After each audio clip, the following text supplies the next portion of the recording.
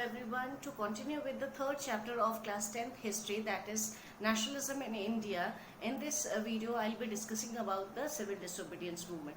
In my last video I have discussed about till about 1929 Lahore session, that it was decided that Purna Swaraj was the ultimate aim of the Congress and they'll fight for it, and they have also decided to celebrate 26 January 1930 as their first Independence Day, right? And they have done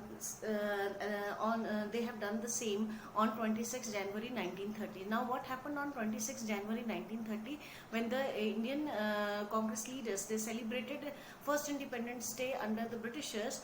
After that, they got arrested, right? And Gandhiji decided to launch the civil disobedience movement, but before launching, what led him to launch this movement?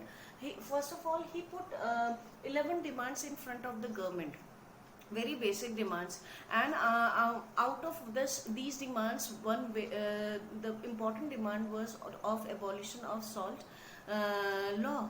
Right now, what was the salt law? Salt law was a colonial rule under which the salt production in India will be done by Britishers only. And salt being the common commodity of day-to-day life, every person requires salt.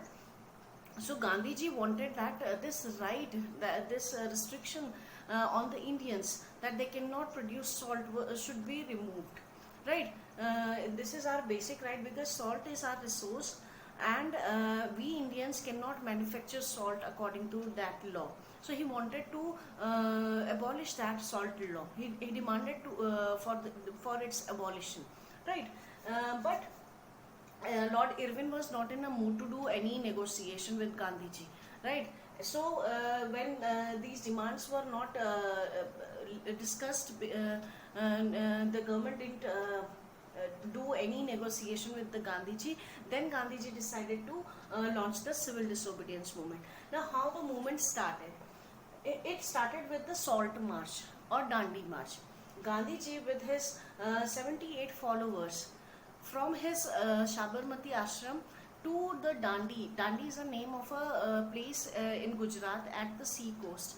He walked with his 78 followers 10 miles per day and 240 miles. That means 24 days they walked continuously, and they by reaching Dandi, Gandhiji on 6th April 1930 he manufactured salt by boiling sea water, right? And by doing this he broke the salt law, that according to the salt law no Indian can manufacture the salt, right? So he broke the salt law, and this led to the beginning of the civil disobedience movement. Now, civil disobedience movement, what was its prime ideology?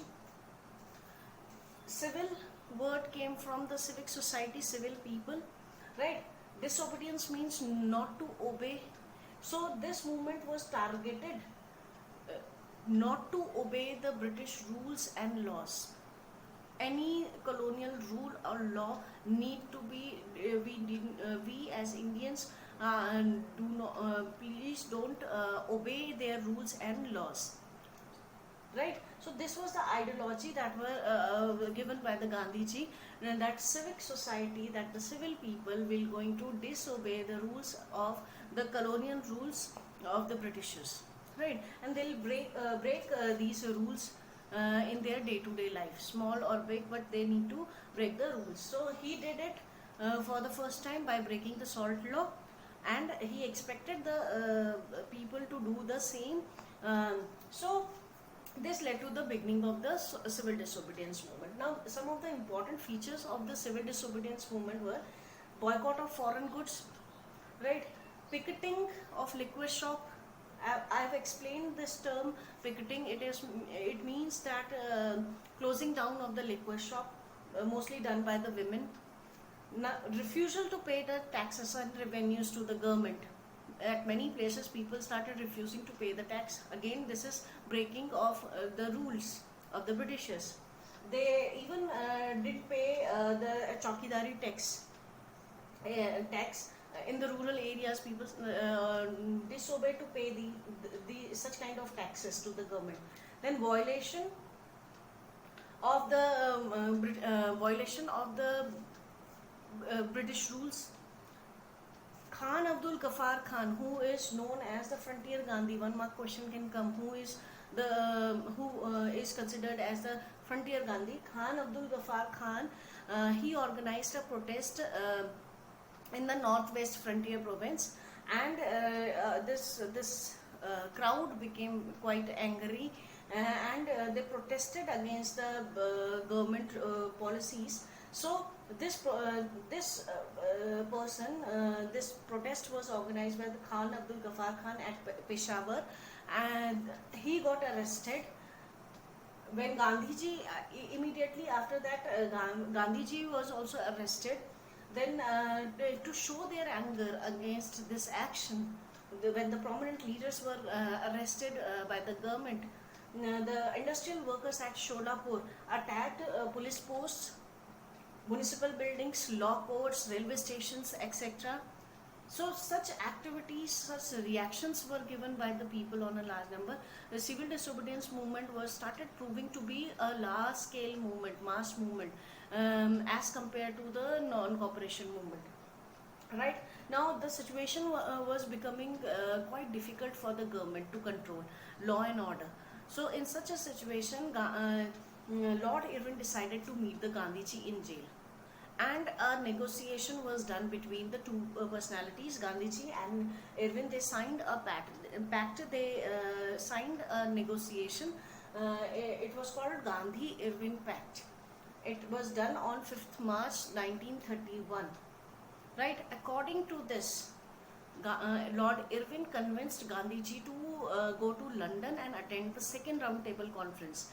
See, first round table conference was held in the year 1930, and when it was held, Indian political leaders were invited to attend this there in London, but the Congress boycotted this, right? But Lord Irwin persuaded Gandhiji to attend the second round table conference, and whatever his demand was, that need to be kept in front of the British Parliament, right? So Gandhiji agreed to that. Gandhiji agreed to call off his movement, civil disobedience movement, and in lieu of that, in return of that, what government will do? Government will release all the political prisoners who were not involved in any violent action. Right, so this was the condition, that on Gandhiji will call off the movement and will go to London to attend the second round table conference, and on the other hand, the Irwin will going to release all the political leaders. Right, so this was the negotiation was done between the two. This is called Gandhi-Irwin Pact. Right, we'll be continuing with the civil disobedience movement in the upcoming video. Please watch that also. Please like, share and review, and subscribe my channel. Thank you for watching.